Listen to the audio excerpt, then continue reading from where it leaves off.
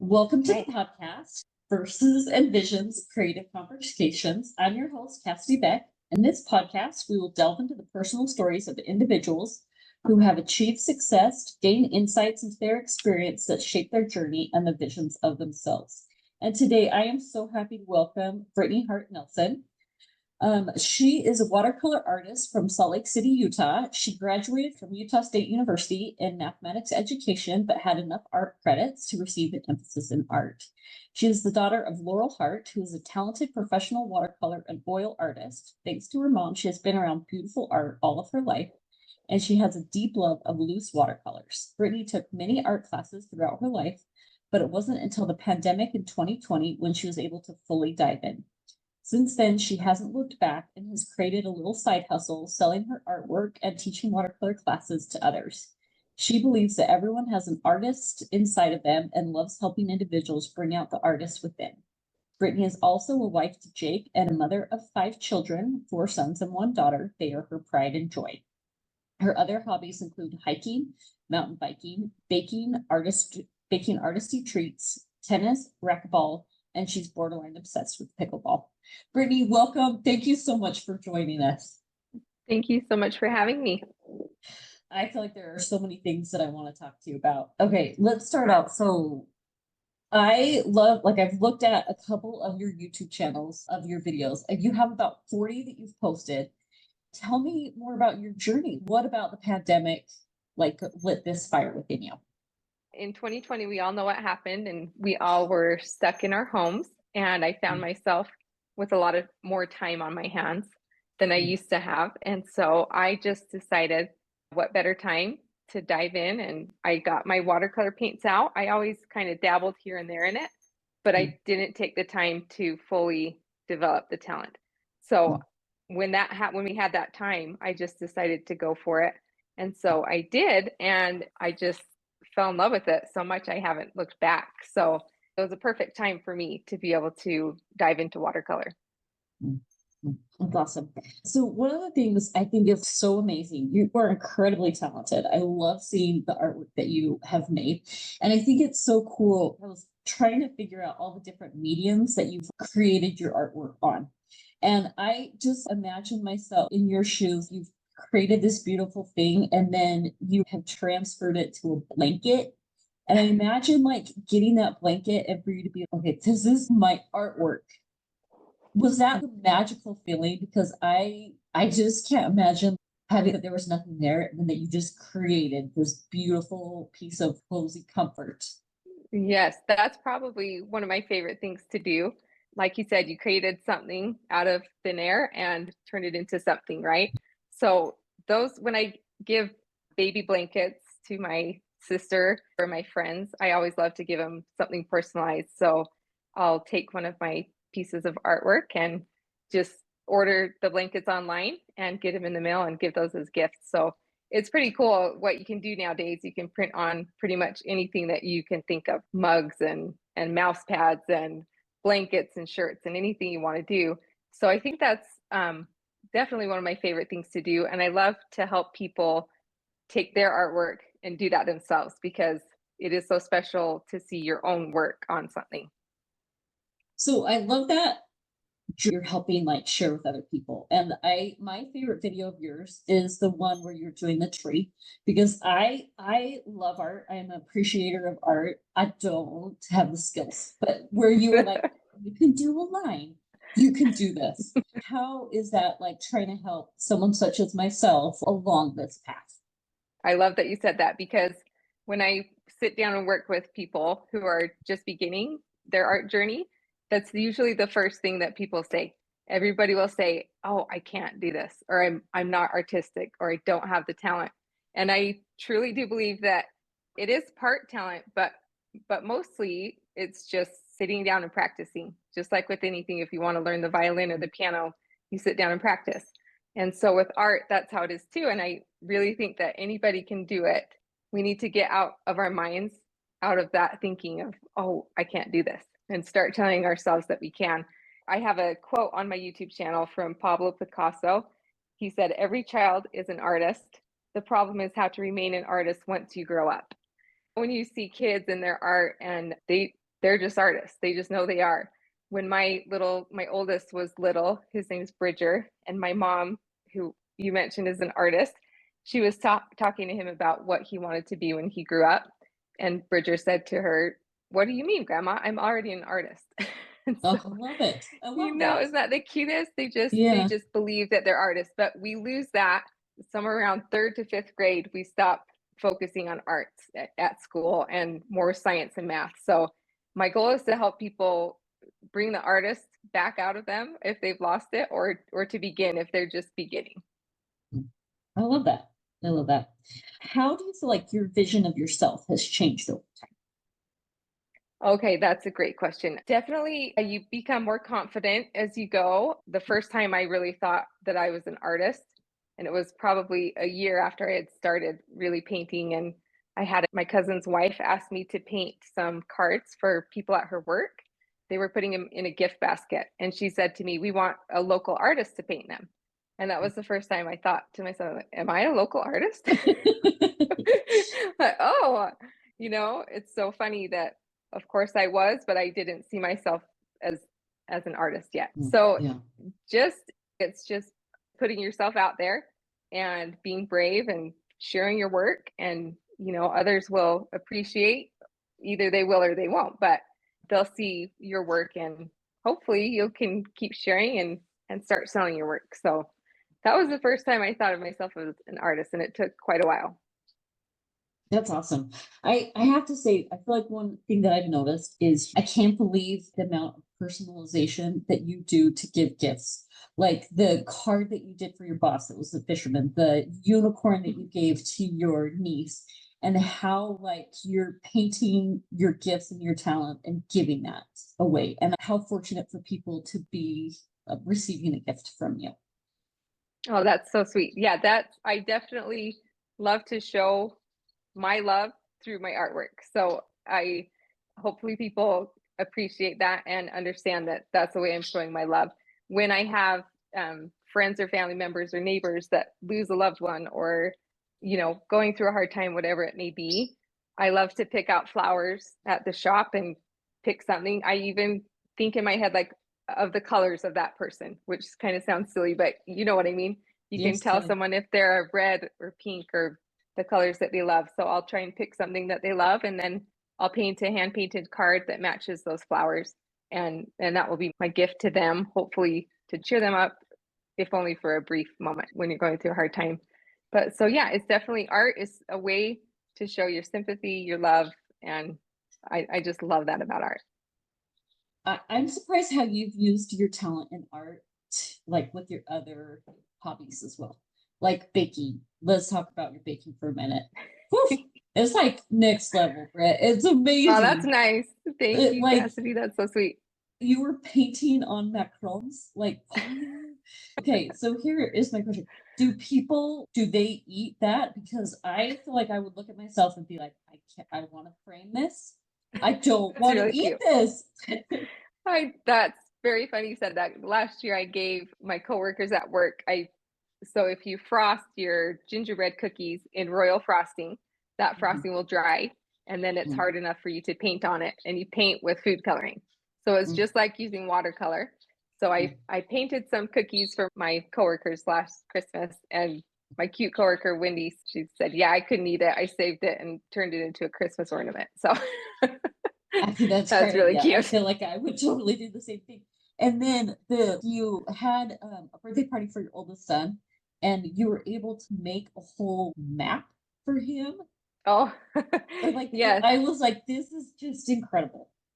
It's so cool how often watercolor comes in handy.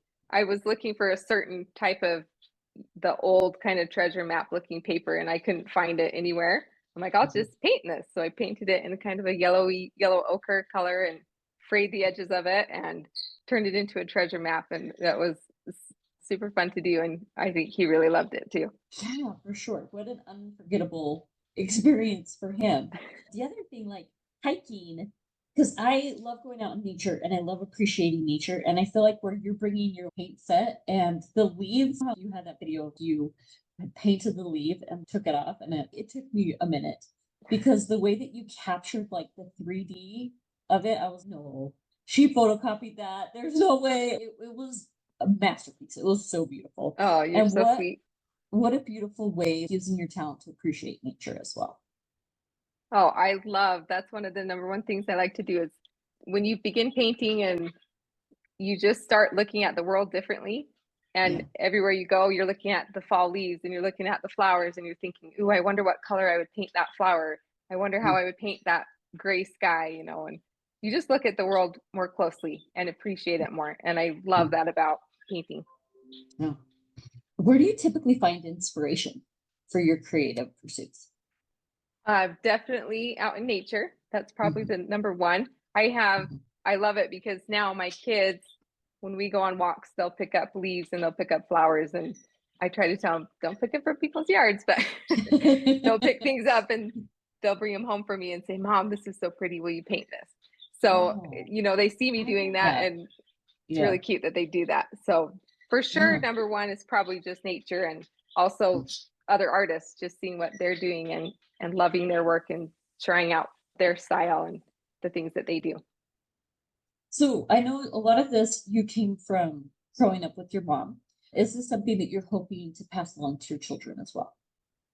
Oh, yes, definitely. Each year we have the reflections program at school Oh, where the yes. Yeah. kids they enter and they have a theme and then they do a painting or whatever they feel like doing.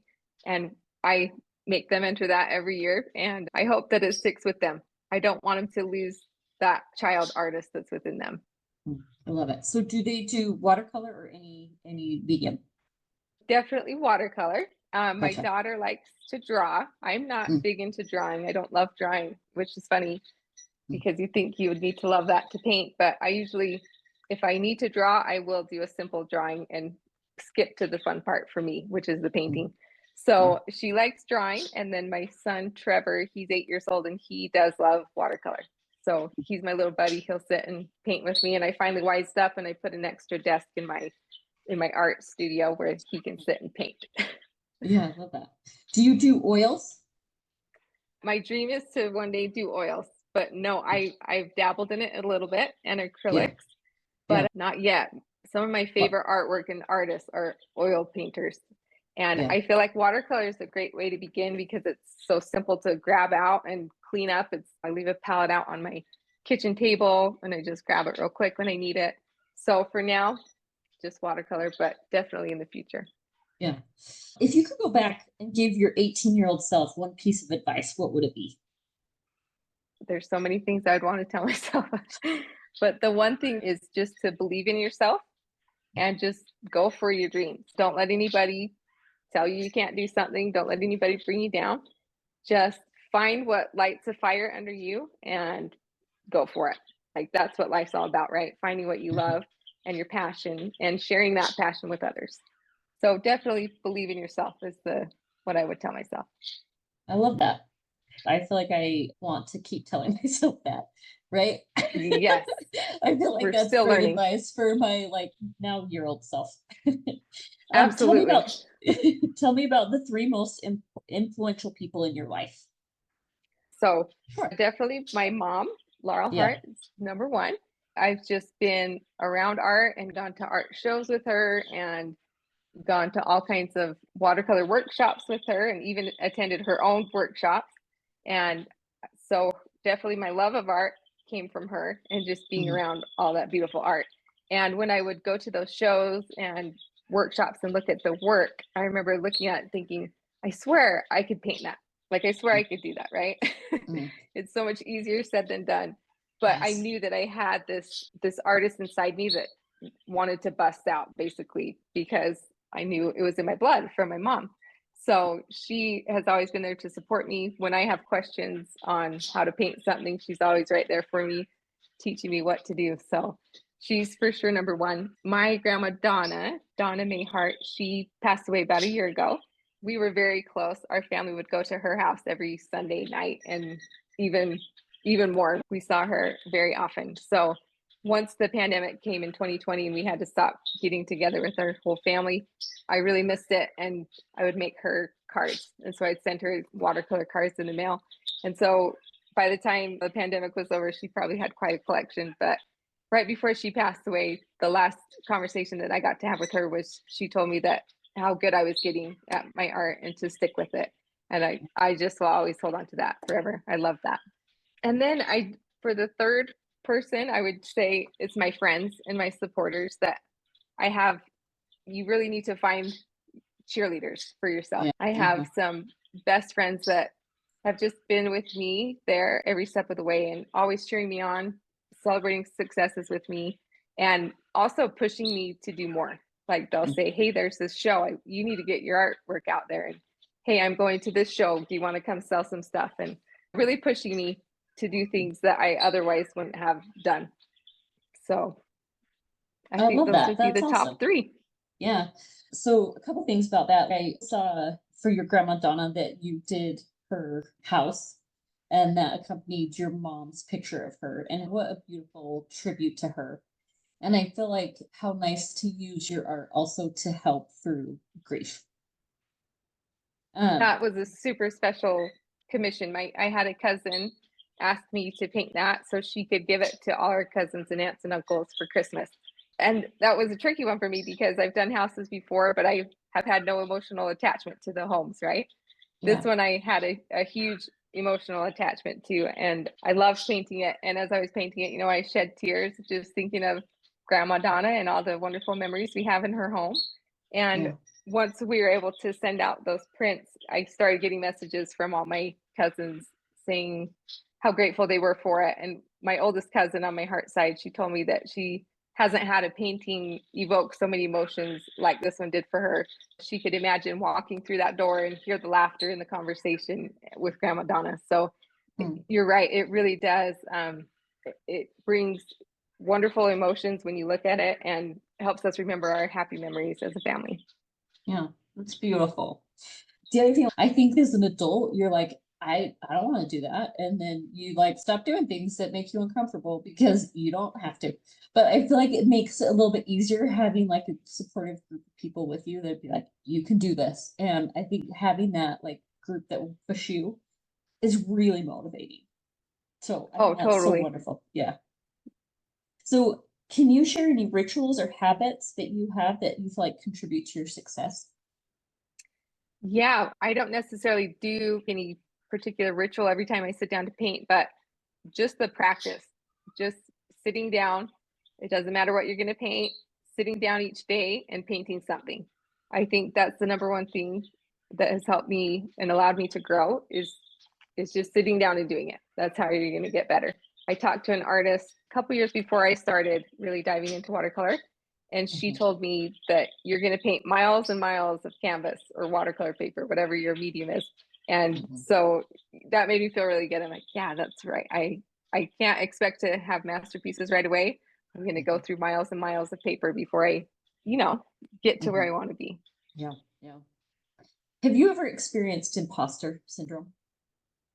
Yes. And this is really funny because when you asked me to do this podcast, the first thought was, who am I to do a podcast and go on a podcast, right? Who am I to talk about art? And I've had to really change my mindset. And I changed that question to who am I not to? Like, why not me? And, hopefully somebody can learn or be inspired by something I say, right? So definitely I experienced that. It's those feelings of self-doubt and feeling like you're a fraud, right? Like people are going to find out that you're not really who you say you are. So it is tricky to get over that. I think just keep going. Just keep going. Ignore those voices in your head and just keep going. That's my advice for that. Yeah. I 100% agree with what you're saying and have also experienced that as well. What obstacles have you faced and how did you overcome them? I started an Instagram account just for art so I could have a place to track and share and connect with other artists throughout the world. Well, I had that for I think it was about 2 years. Yeah, and I got hacked by a hacker and I lost that account. And I tried everything I could to get it back and there was nothing I could do. And then when you're trying to get it back, hackers actually hack you again and this cycle continues. So it's awful. So I gave up on Instagram account. And then I was really missing my art community, and it really gives me motivation. And so I started it again back in April of this year.